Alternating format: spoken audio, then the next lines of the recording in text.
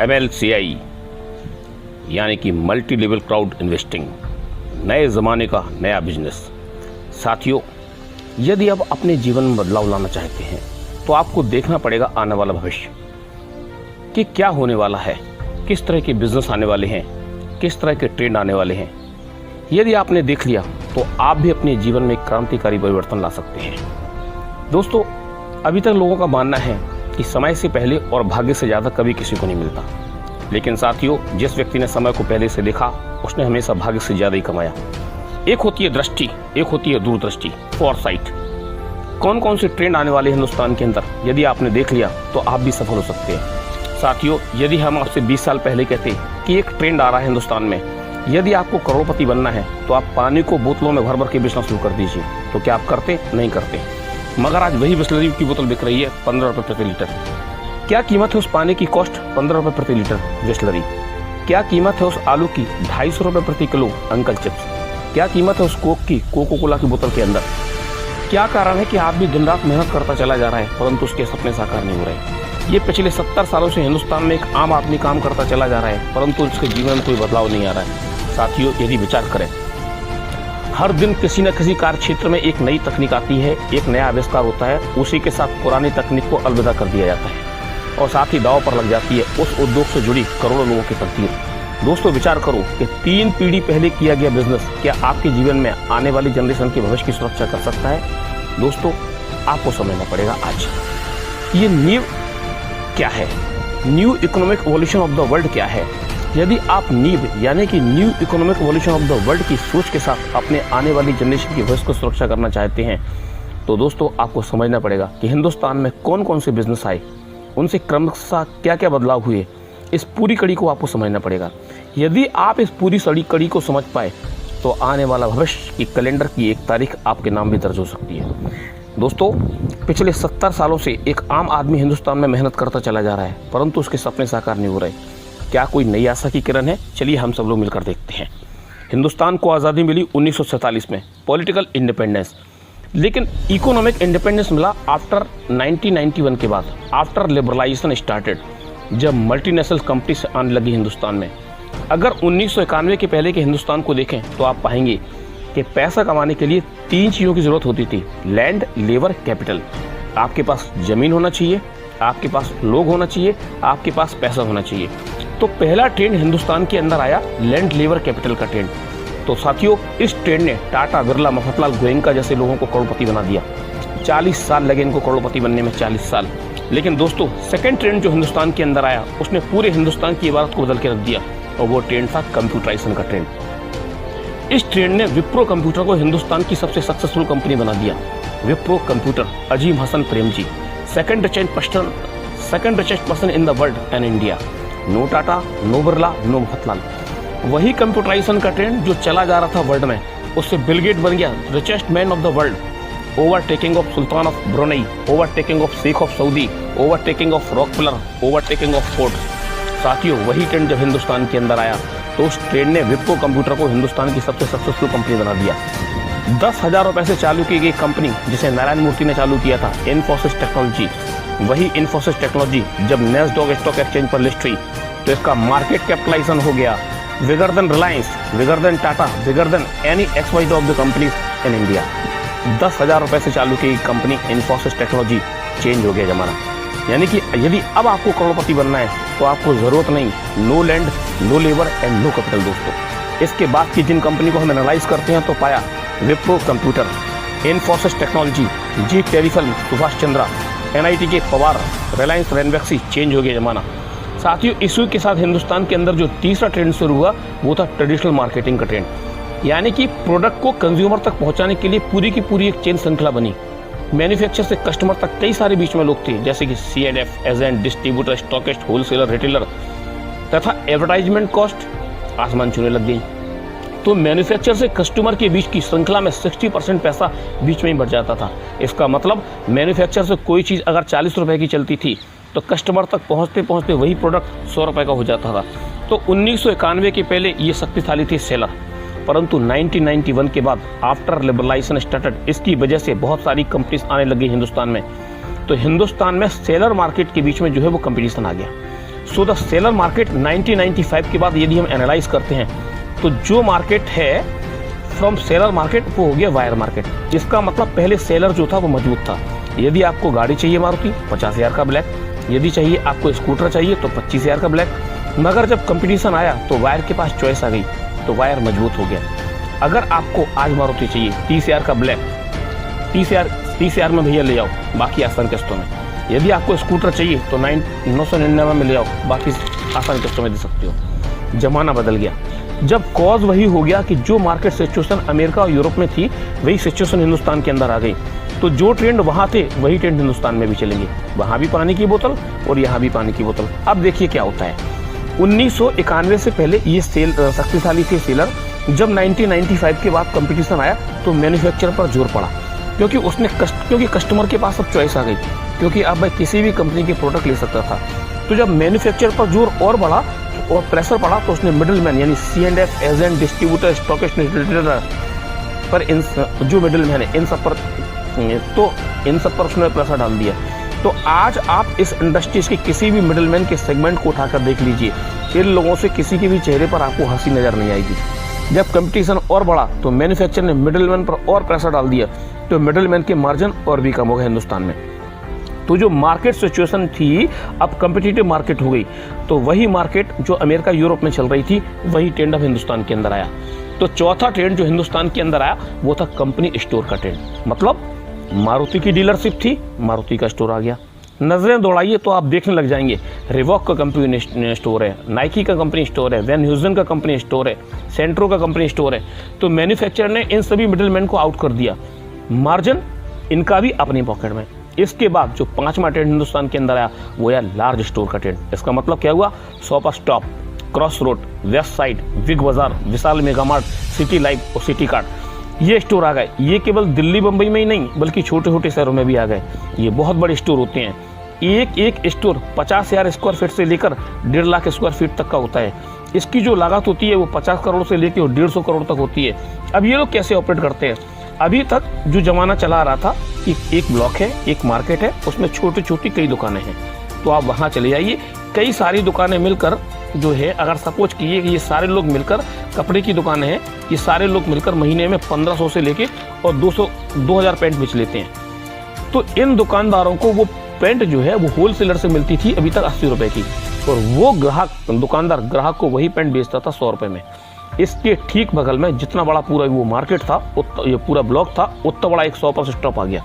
यानी यदि आपको पैंट चाहिए तो यहाँ से लेके वहाँ तक एक लंबी लाइन लगी रहती है। वो स्टोर वाला एक महीने में बेचता है 20,000 पैंट। ये जो स्टोर है मैन्युफैक्चरर के पास जाता है, बोलता मैं एक महीने में बेचूंगा 20,000 पैंट, प्राइस बताओ। मैन्युफैक्चरर भी खुश, क्योंकि अभी तक उसे मिल रहा था 40 रुपये प्रति पैंट, क्योंकि उसको बीच के मिडिलमैन को देना नहीं पड़ेगा। तो मैन्युफैक्चरर ने वही पैंट उस स्टोर वाले को दे दी 50 रुपये में। अब उस स्टोर वाले ने वही पैंट कस्टमर को दे दी 79.99 में, जो कि उस बगल में छोटी दुकानदार जो वही पैंट कस्टमर से जो होलसेलर से मिलती थी 80 रुपए की, तो क्या हुआ, एक नई लहर आएगी, ये छोटी छोटी दुकानें खत्म हो जाएगी, उसकी जगह चले आएंगे बड़े स्टोर और लार्ज स्टोर। इसके बाद क्या हुआ, ये जो मैन्युफैक्चरर है इसकी नजरें दौड़ने लगी कस्टमर की तरफ, कंज्यूमर की तरफ। तो वही ट्रेंड जो बाहर चलने लगे हिंदुस्तान के अंदर भी आ गए। तो दोस्तों अगेन इन सबको आप एलिमिनेट करना कि आप देख रहे हैं कि the market place is become much more than efficient. तो छठवां ट्रेंड जो हिंदुस्तान के अंदर आया उस ट्रेंड ने पूरी दुनिया को हिला के रख दिया, और वो था TT का ट्रेंड, यानी ट्रेड विद टेक्नोलॉजी। मतलब डायरेक्ट सेलिंग का ट्रेंड, नेटवर्क मार्केटिंग का ट्रेंड, मल्टी लेवल मार्केटिंग का ट्रेंड। अब मैन्युफैक्चरर ने कस्टमर को डायरेक्ट प्रोडक्ट को देने के साथ में एक सोर्स ऑफ इनकम भी देना शुरू कर दी। तो उपभोक्ता जो पिसा जा रहा था मिडिलमैन की मार से, उसे अब एक मौका मिल गया ड्रीम देखने का, सपने साकार करने का। इस इंडस्ट्रीज को लेकर जो कंपनी सामने आई, Amway, Oriflame, Modicare, Vestige, बहुत सारी कंपनीज मार्केट में आ गई। साथियों इसके बाद तकनीकी क्रांति, ग्लोबल क्रांति ने व्यापार के तौर तरीके बदल दिए। मोबाइल इंटरनेट ने देश विदेशियों की सीमाओं को मिटाकर समग्र ग्लोबल विश्व बना दिया। मोबाइल फ़ोन के माध्यम से पूरी दुनिया एक हाथ की मुट्ठी में समा गई। दुनिया के में व्हाट्सएप, फेसबुक, इंस्टाग्राम जैसे सॉफ्टवेयर के माध्यम से एक नई क्रांति आ गई। पूरी दुनिया में विचारों का, फोटो, ऑडियो, वीडियो का आदान प्रदान होने लगा और पूरी दुनिया एक ग्लोबल फैमिली बनने लगी। इस मोबाइल क्रांति ने अगले ट्रेंड को जन्म दिया, वो था ऑनलाइन शॉपिंग का trend. Amazon.com, Flipkart, Snapdeal, club factory जैसी कंपनीज ने ऑनलाइन शॉपिंग के दरवाजे खोलकर कस्टमर के हाथ में एक और अपॉर्चुनिटी दे दी कि वो चाहे तो पूरी दुनिया से कोई भी प्रोडक्ट कभी भी अपने घर की चौखट पर सीधे ही मंगा सकता था। इसी के साथ तकनीकी विकास के क्रम को और गति मिली जब कुछ लोगों ने पूरी दुनिया में वैचारिक आदान प्रदान के साथ में पैसे का लेन देन मोबाइल टू मोबाइल पूरी दुनिया में शुरू कर दिया। बिटकॉइन जैसी क्रिप्टो करेंसी के जरिए अब आप अपने मोबाइल फोन से पैसा पूरी दुनिया में किसी भी कोने में किसी भी व्यक्ति के पास बिना किसी बैंक बिना किसी सरकार के हस्तक्षेप के वॉलेट टू वॉलेट दे सकते हैं। इस क्रांति ने समग्र विश्व को बदल के रख दिया। दोस्तों, इसी के साथ एक और ट्रेंड दुनिया में चला जा रहा था, वो था इन्वेस्टमेंट का ट्रेंड। साथियों, आज इस दुनिया के 10% लोगों के पास पूरी दुनिया का 90% पैसा है और बाकी के 90% की आबादी के पास केवल और केवल 10% पैसा है। इस सेक्टर ने पूरी दुनिया को दो भागों में बांट दिया। साथियों, ये 10% की आबादी जिसके पास पूरे प्लेनेट का 90% पैसा है, इन लोगों ने शेयर होल्डर बनने की ताकत को समझा।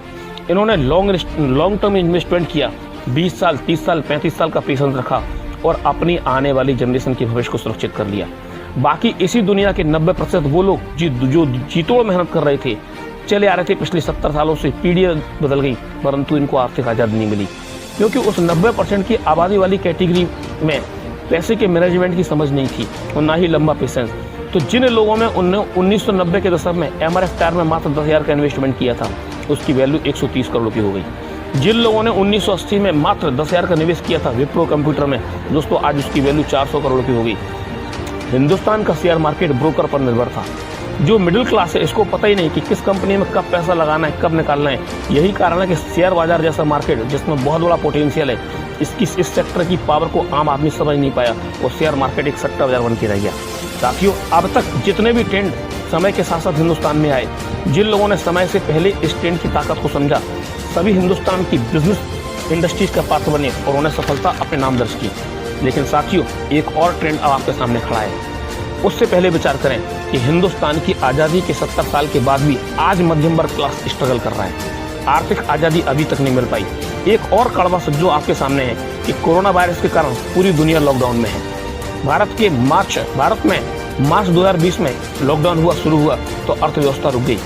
केवल अप्रैल 2020 माह में हिंदुस्तान के 2,70,00,000 लोगों को नौकरी जा चुकी है। अभी मई, जून, जुलाई का डेटा आना बाकी है। एक साल के अंदर क्या होने वाला कोई नहीं कह सकता। जिस स्कूली शिक्षा में हमने 20 साल दिए, लाखों रुपए खर्च किए, पूरी दुनिया में लगभग 1.5 करोड़ लोग ऐसे हैं जिन्होंने नौकरी के लिए अपना वतन छोड़ा और विदेशों में जाकर नौकरी की। आज उन्हें पता नहीं है कि लॉकडाउन खुलने के बाद जिस संस्था में वो काम कर रहे हैं वो संस्था बचेगी या नहीं। उन्हें वापस अपने वतन के लिए आना पड़ रहा है। इन सभी बातों को ध्यान में रखते हुए अब हमें निर्णय लेना है। साथियों, एक और ट्रेंड आपके सामने है। अब तक जितने भी ट्रेंड हिंदुस्तान के अंदर आए, वो ट्रेंड पूरी मानव सभ्यता की अब तक की गई मेहनत का प्रतिफल है। जिसने इस ट्रेंड को समझ लिया, उसने आने वाली नेक्स्ट जनरेशन की वो भाग्य बिताता होगा। दोस्तों, ये वो ट्रेंड है MLCI का ट्रेंड, यानी कि मल्टी लेवल क्राउड इन्वेस्टिंग का ट्रेंड। अब जरा इस ट्रेंड को समझ लेते हैं कि क्यों इस ट्रेंड को अब तक पूरी मानव सभ्यता के विकास की सर्वोच्च संभावना बताया जा रहा है। ये MLCI का ट्रेंड दरअसल दुनिया की उस 90% की आबादी जिसने सारी जिंदगी पीढ़ी दर पीढ़ी सारी जिंदगी दिन रात कड़ी मेहनत करके अपने पसीने की आखिरी बूंद तक दांव पे लगा दी, उस 90% की आबादी, ये ट्रेंड उनकी किस्मत का वो दरवाजा है जिसमें हमारे आने वाली जनरेशन का सुनहरा भविष्य की संभावना है। साथियों, MLCI multi level crowd investing new economic evolution of the world का एक अध्याय है जिसके लेखक मिस्टर एंड्रयू फेटरोविच कोबरातो है। नीव ने समझा कि पूरी दुनिया की 90% की आबादी पर पूरे वर्ल्ड की इकोनॉमी टिकी है। उस 90% की आबादी के पास पूरी दुनिया का मात्र 10% पैसा है। नीव ने बीड़ा उठाया उस 90% की आबादी में से 10 से 15% लोग और इस 10% की क्रीम आबादी में शामिल हो सके जिनके पास इस पूरी दुनिया का 90% पैसा है। दुनिया की ये 90% की आबादी दरअसल स्कूली शिक्षा से तो अवगत थी, परंतु फाइनेंशियल एजुकेशन जीरो में थी। चक्रवृद्धि ब्याज की ताकत क्या होती, इन्हें पता नहीं। इन्हें पता नहीं कि पैसे को अगर काम पे लगाया जाए तो मैग्नेट मनी बन जाती है और पैसा दिन दूनी रात चौगुनी गति से बढ़ने लगता है। दरअसल ये MLCI के 3 पिलर हैं: फाइनेंशियल एजुकेशन, को-ओनरशिप और बिजनेस अपॉर्चुनिटी। सबसे पहले हम लोगों को फाइनेंशियली एजुकेट करते हैं। Level 1, level 2, marathon, master coffee जैसे एजुकेशन कोर्स के माध्यम से पहले हम व्यक्ति का माइंड डेवलप किया जाता है जिससे वह पैसे की ताकत को समझ पाए। ये दुनिया की 10% की आबादी में शामिल होने के लिए पहला कदम है। MLCI का दूसरा जो पार्ट है वो है कोनर बनने का, सह मालिक बनने का। हमारा क्रिप्टो यूनिट प्रोग्राम दुनिया का पहला एक ऐसा प्रोजेक्ट है जिसमें हम दुनिया की टॉप मोस्ट 20 सेक्टर में आज की टॉप मोस्ट प्रॉफिटेबल 65 कंपनीज में पैसा डिस्ट्रीब्यूट कर रहे हैं। ये सारी कंपनीज हमें 2 तरीके से लाभ पहुंचाती है। पहला, क्रिप्टो यूनिट प्रोग्राम में सम्मिलित सारी कंपनीज अपने अपने सेक्टर में जो भी प्रॉफिट जनरेट करेंगी उसमें से 8 से लेकर 35% पैसा हमें हर महीने प्रॉफिट बोनस के रूप में जितने हमारे पास CRU हैं उसके हिसाब से हमें देती रहेंगी जिंदगी भर, जनरेशन टू जनरेशन, या जब तक आप अपना CRU किसी को बेच ना दें।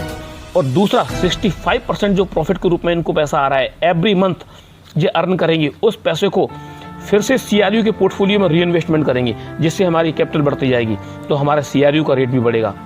इसका रेट बढ़ता ही जाएगा और CRU आपके लिए आने वाले टाइम में एक शानदार एसेट बन जाएगा। और दोस्तों, CRU की बढ़ती हुई कीमत के साथ साथ जो इसके पीछे प्रॉफिट बोनस मिल रहेगा वो भी बढ़ते हुए क्रम में आते जाएगा, बढ़ते जाएगा। तो वो भी profit bonus generation to generation और पीढ़ी दर पीढ़ी मिलता रहेगा। इसी के लिए तो हम काम कर रहे हैं। यही है आज़ादी, आर्थिक आज़ादी, यानी कि फाइनेंशियल फ्रीडम। दोस्तों, काम करो एक बार, पैसा मिलेगा बार बार। यही मिशन है हमारा new economic evolution of the world का, यानी कि विश्व का एक नया आर्थिक विकास। यही सपना है मिस्टर एंड्रयू फेड्रो एस्कोबार सर का। अब हम पूरी दुनिया की 90% की आबादी की आर्थिक आज़ादी के लिए काम कर रहे हैं, यानी कि वसुधैव कुटुंबकम। अब दोस्तों, फैसला आपको करना है, निर्णय आपको लेना है कि एक तरफ पिछले 70 सालों का संघर्ष भरा सफर जो हमारे लिए कड़वा अतीत है, दूसरी ओर आपका सुनहरा भविष्य जो आपके निर्णय की प्रतीक्षा कर रहा है। फैसला आपको करना है। आपका परिवार पिछले 70 सालों के संघर्ष के बाद बदलाव चाहता है, आज़ादी चाहता है, आर्थिक आज़ादी।